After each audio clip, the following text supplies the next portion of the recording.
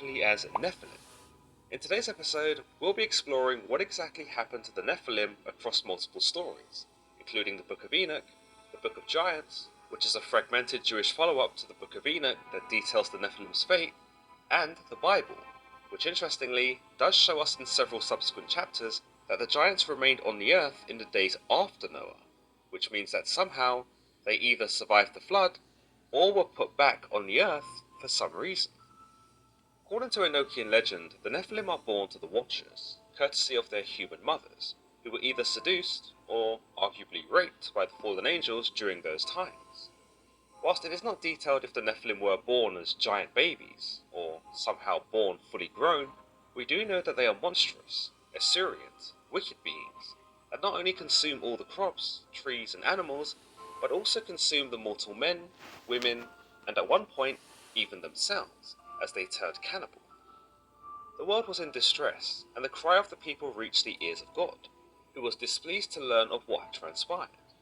His angelic watchers had betrayed him, and now they'd brought forth a horde of creatures that were destroying the earth itself. In order to restore balance, God sent down his archangels to purge the evil that had coalesced on the earth. Archangel Michael was sent to do battle against Samyaza, the leader of the Watchers who had not deterred his angels from committing sin and transitioning into fallen angels. Archangel Raphael was sent to apprehend Azazel, a Watcher who had also shared the secrets of heaven with mankind and taught them how to fight and wage war on each other. Archangel Uriel is sent to warn Noah of what is soon to happen, that there will be a great deluge, and that he should hide himself until then, because he and his family are the chosen ones to survive, whilst everything else on the earth will be destroyed and made new again. Archangel Gabriel, meanwhile, is sent to thin the horde of the Nephilim, as God tells him, "Proceed against the bastards and the reprobates, and against the children of fornication, and destroy the children of fornication, and the children of the Watchers from amongst men, and cause them to go forth. Send them one against the other, that they may destroy each other in battle. For length of days they shall not have. And no request that they, i.e. their fathers, make of thee, shall be granted unto their fathers on their behalf, for they hope to live an eternal life, and that each one of them will live 500 years. As we can see from these interactions, we learn quite quickly that whilst the Nephilim did run riot on the earth, their days were numbered. Is your team working remotely and need help with brainstorming? With ClickUp whiteboards, you can be sure to leave your clients and your teams happy before the... Indeed, Archangel Gabriel is seen to go on a killing spree, as he reduces the number of Nephilim that are running rampant. Any that he manages to miss are taken care of by the flood, which God sends to destroy all life on earth, except for Noah and his family. Now, whilst all the giants do drown in the flood in this story, we are told that their spirits survive, and that from then onwards, they would be known as evil spirits that dwell on the earth. Of these spirits, God tells Enoch, "And the spirits of the giants will afflict, oppress, destroy, attack, do battle, and work destruction on the earth, and cause trouble. They will take no food, but nevertheless hunger and thirst, and cause offences. And these spirits shall rise up against the children of men, and against the women, because they have proceeded from them." So indeed, the physical giants are destroyed, and they can no longer consume the landscape of the earth. They can no longer terrorize mankind, nor can they go about their violent rampages. For all intents and purposes, the reign of the giants ends here. But as God tells Enoch, they do remain on a spiritual plane, where they can oppress, destroy, attack, and work destruction on the earth. Arguably, they are not dead at all, considering that in their spiritual form, they continue the exact same behavior that they did when they were physically living. So in this aspect, you might say that the Nephilim did survive the flood, just not as they had originally intended. We do know why God keeps the Nephilim alive in this capacity, and that's to apparently punish mankind for their involvement with the Nephilim's production, and for the events that had transpired. The men, as we learn from the Enochian legend, had fallen for the Watchers' knowledge, and lapped up the secrets of heaven that the Watchers had revealed, whilst the women had allowed themselves to be seduced by the Watchers, assuming we go with the idea that they were seduced and not taken against their will. In effect, God kind of blames mankind for the Nephilim too, so he allows the Nephilim to live in their spirit form to punish mankind for their transgressions. These events coincide with the Israel. So when the angels fell, they didn't force themselves on the women. The women laid with them and had Nephilims. So they were willing to sleep with the men. Maybe the men were attracted, and that's what caused them to sleep with them, but it definitely wasn't by force. The women were willing to sleep with those men, and that's how they end up having Nephilims. And the Most High was very pleased with the women, and definitely displeased with the angels, the fallen, because that was something that they shouldn't have done. Angels are not supposed to sleep with mortal women. It was forbidden. They knew that, but the lust is what sent them down in the eyes of, I should say, the beauty of the women. The watchers, the fallen, found them very attractive, and that's what drew them to them as well. apocryphal Jewish book, the Book of Giants, though of course in this story the perspective is shifted to that of the Nephilim. Specifically, we see the giant Marway come to terms with the nightmares that he and his fellow giants are experiencing, and they begin to fret over the possibility that these dreams are signs that they have done terrible things, and would be punished for them. Eventually, Marway is convinced to visit Enoch, who they believe can interpret the dreams, for which Enoch reveals is indeed a bad omen for the giants, who will pay for the carnage they have amassed and never know peace. However, there is implied hope for the Nephilim, because Enoch explains that if they change their ways, and if they relinquish the bonds of evil, they will be forgiven. Unfortunately, it would appear that either none of the Nephilim were able to repent, or God wasn't feeling particularly forgiving, because none of them appear to be spared. As with the Enochian legend, God does send a flood to wipe out the Nephilim, and those that are able to escape the flood are hunted down by angels. In fact, in the Manichaean version of the Book of Giants, God actually sends down the biblical monster Leviathan to mop up those who have escaped drowning.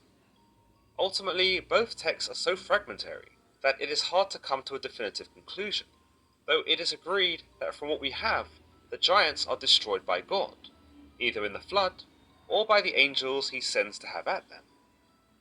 In the Bible, meanwhile, the Nephilim are acknowledged as having existed, as we are told in Genesis, the Nephilim were on the earth in those days, and also afterward, when the sons of God went to the daughters of humans and had children by them. They were the heroes of old, men of renown. As we can see here, the Bible does not go into the detail that the Book of Enoch does with the Watchers, and just how the Nephilim were created unto the world. Indeed, we are told that the sons of God went to the daughters of humans and had children by them, and this is the closest we get to the suggestion that angels had impregnated women. That is, if we go with the idea that the sons of God are not men, but actually angels. See, that's what I'm trying to figure out. If the angels laid with the women and had babies by them, and babies end up being Nephilims, you have to ask yourself, Israel, how big was those babies? How big were they? Did they have C-sections? Did they have natural birth? Them babies had to be huge for them to turn out into Nephilims, giants. Had to be some very huge babies. So you can imagine what the women was going through when they were delivering these babies. We have a big baby and we want to have a C-section because it's so painful. Can you imagine what they went through? And back then there was no uh, pain medication. They had natural births. Them giants babies had to be extremely big, Israel, for these women to have them and make Nephilims out of them, or turned out to be Nephilims. When the flood does arrive in the next chapter, the Bible does not subscribe to the idea that the Nephilim continue to exist as evil spirits on the earth. Once the flood comes, it is implied that they, amongst every other creature that didn't make it onto the ark, were destroyed in totality. We are told, the waters rose and covered the mountains to a depth of more than 15 cubits. Every living thing that moved on the land perished. birds, livestock, wild animals, all the creatures that swam over the earth, and all mankind. Everything on dry land that had breath of life in its nostrils died. Every living thing on the face of the earth was wiped out. People and animals and the creatures that move along the ground and the birds were wiped out from the earth. Only Noah was left, and those with him in the ark. So with this in mind, it should be pretty much guaranteed that we'd never see the Nephilim again, right? Well, not exactly. Several chapters And then too, Israel, just because Noah was on that ark doesn't mean he had a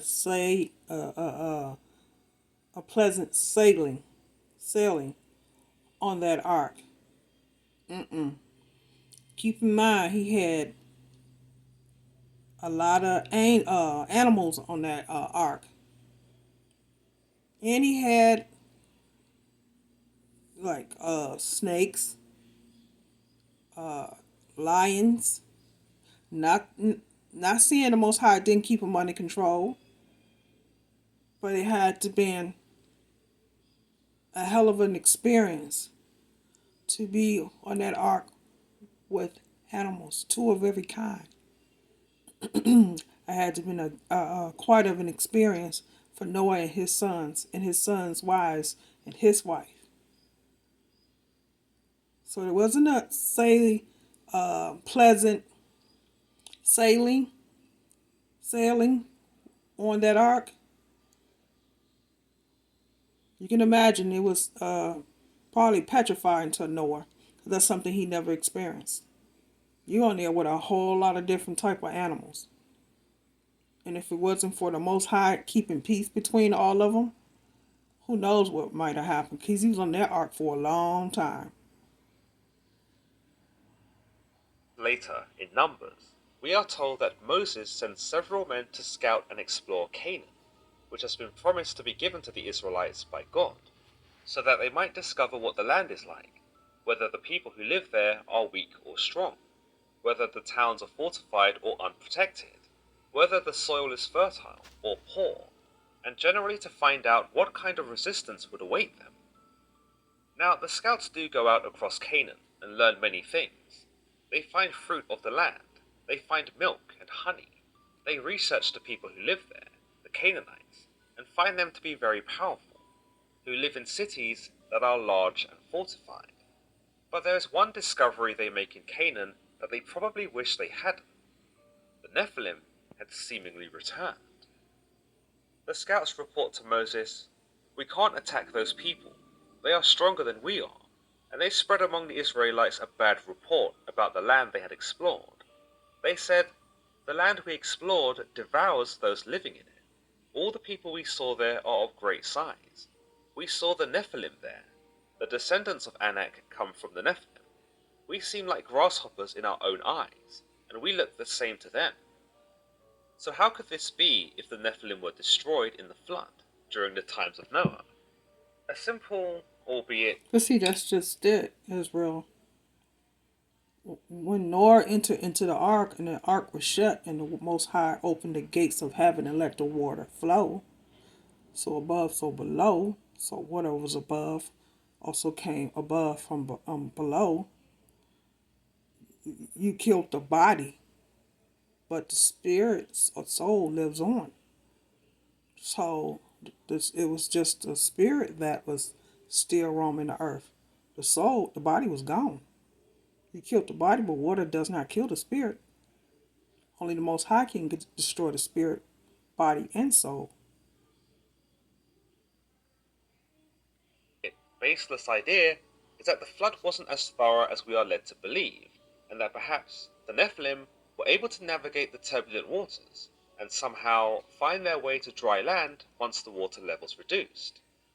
Another similar idea is that the Nephilim, after being warned by Enoch of their fate, as they are in the Book of Giants, went into hiding and were somehow able to escape the flood through either some clever ingenuity or some archaic magic.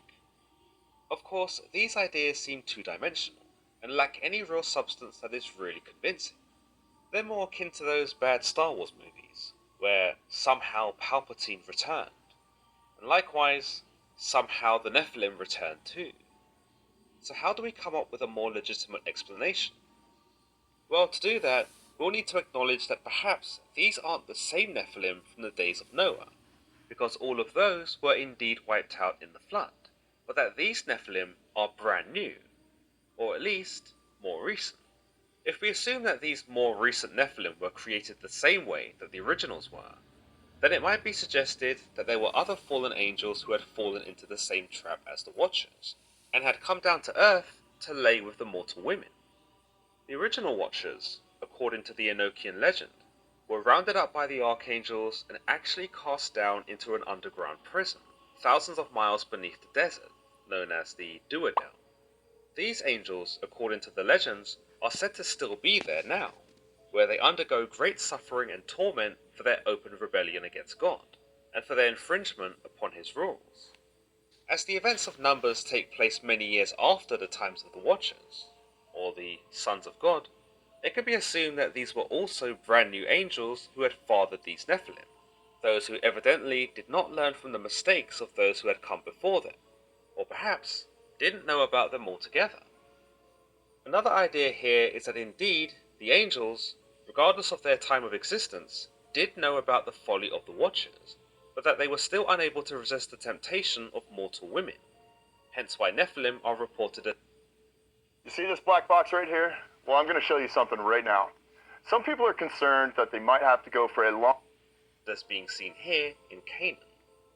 But if we don't think that the angels would make the same mistake twice, there are some other ideas available, one of which causes us to challenge the idea that the sons of God, as mentioned in Genesis 6:4, applies to angels, or whether it applies to men. Now, if men are actually these sons of God, then men are the ones who bring forth the Nephilim by sleeping with women.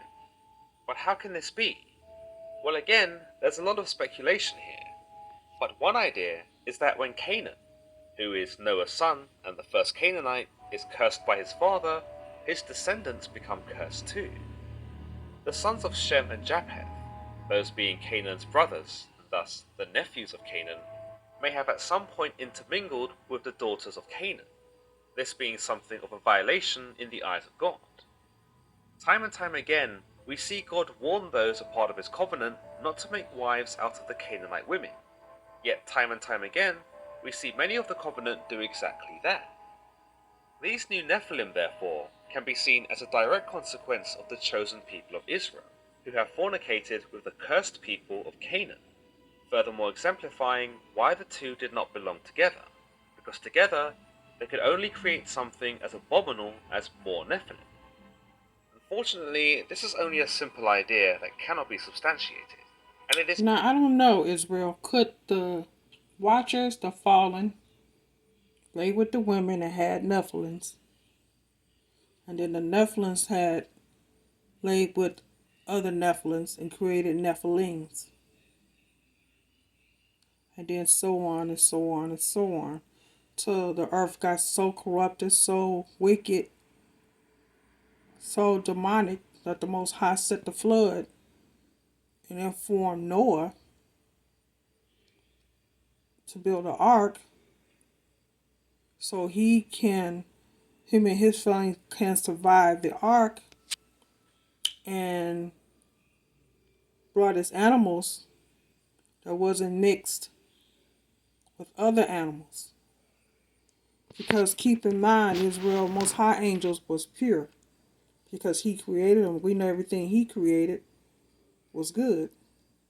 So I believe that the fallen had laid with the women, had Nephilims, and the Nephilims laid with other Nephilims. Because you have to keep in mind the women had boys and girls, Nephilims. So I believe this is how they created the Nephilims, or the giants. But either way it goes, Most High wiped it all out. Like I said, you can destroy the Nephilim's body, whether he did it in the flood or turned them into stone, however the Most High chose to do it. But you can't kill the spirit. because water can't kill it. Only the Most High can. It is indeed more likely that the sons of God refer to fallen angels, because man would be the son of man, this man being Adam, not God. This brings me to the final idea I have on this account from Numbers 13, the idea that the scouts hadn't seen Nephilim at all, but either mistook some of the tall men of Canaan for giants, or had been so afraid about invading Canaan, with its reinforced cities, strong fortifications and powerful men, that they made the whole thing up to dissuade Moses from agreeing with Caleb, who wanted to go up into Canaan and take the land by force.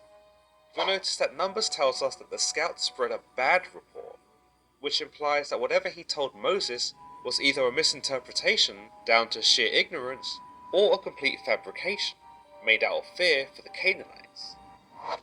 The idea that the scouts were fearful of the Canaanites, leading them to make up the report about the Nephilim, can be legitimized by the fact that the scout does declare to Moses that they cannot attack the Canaanites because he believed they were so much stronger than them. On the other hand, the idea that the scout had simply misinterpreted what he saw can also be legitimized by the scout's report that the descendants of Anak had come from the Nephilim, and that these were the giants he was supposedly seeing.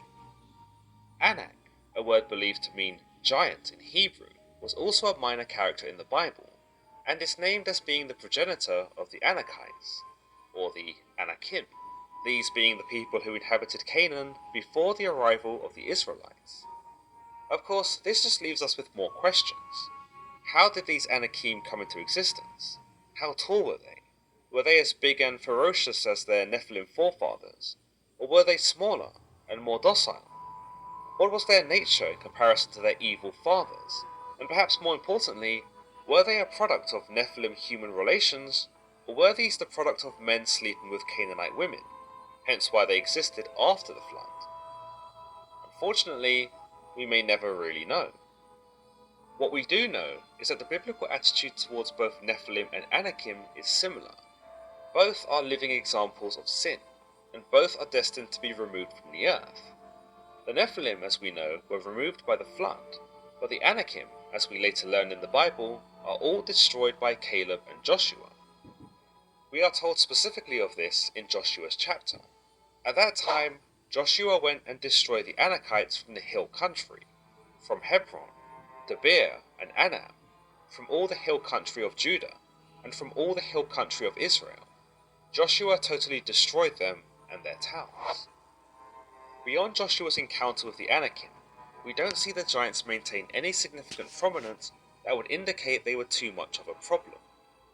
Indeed, we do see David run into what can be presumed as giants in the second book of Samuel, where he and his mighty men face off against Ishbi-Benob, a giant wielding a spearhead that weighed 300 shekels, Goliath's brother, and a giant man with 6 fingers and 6 toes, who some scholars make effort to attribute to Gilgamesh.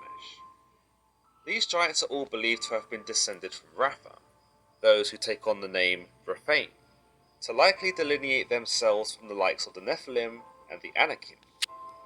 So by this logic, whether we're talking about Rephaim, Anakim, or any other kind of giant in the Bible, it's not totally out of the realm of possibility that they have at some point been simply grouped as Nephilim, because of how big they were.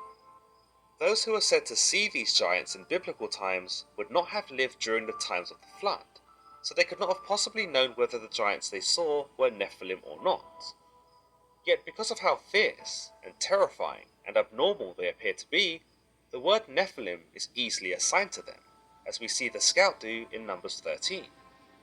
Therefore, one can suggest that the Nephilim never did survive the flood, these being the ones with the supernatural heritage, on the account of their fathers being angels. Every other giant since then, however, may have simply been misappropriated under the term Nephilim, even though their fathers weren't fallen angels, and they weren't monstrous creatures. In fact, the only thing these second-generation giants had in common with the Nephilim was that they were on the losing side when it came to God putting over his chosen people. As always guys, if you've enjoyed